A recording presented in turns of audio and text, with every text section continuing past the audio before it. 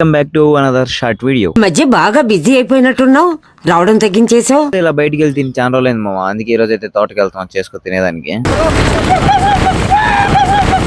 ఇడికి ఏమైందనుకున్నారు, ఇడికి ఏం కాలా మామ. నిన్న అవతార సినిమా వినేటప్పుడు టంచి ఇట్లా ఉన్నాడు. స్ట్రైట్ గా తోటకాడికి అయితే వచ్చేసాం అనమాట. తోట అయితే ఉడుమవారిపల్లిలో ఉంది. తోట అయితే మా మామ వాళ్ళదే. చెఫ్ అయితే నేనే అనమాట. నాన్ వెజ్ అయితే బాగా చేస్తాను నేను. మేమైతే 15 మెంబర్స్ దాకా వచ్చాం అనమాట. అందుకే ఒక్కొక్కరికి ఒక్కొక్క పని చెప్పేసాము. ఫస్ట్ అయితే వెజిటేబుల్స్ కట్ చేయించా. ఇంకా అక్కడి నుంచి వెళ్ళి పొయ్యి మంటేస్తున్నారు మా వాళ్ళు. అందులోకి ఇంకా ఫస్ట్ అయితే రైస్ చేద్దాం స్టార్ట్ చేశాను అనమాట. మొత్తం వెజిటేబుల్స్ అన్ని వేసి నీట్ గా చేశాను. దరిద్రులు ఉప్పు మర్చిపోయాను మామ.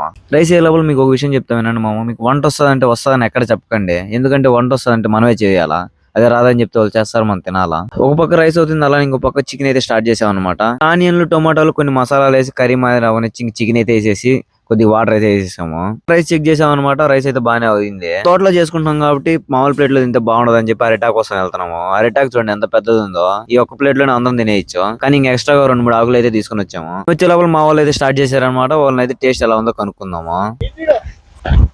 టేస్ట్ ఎట్టున్నారా?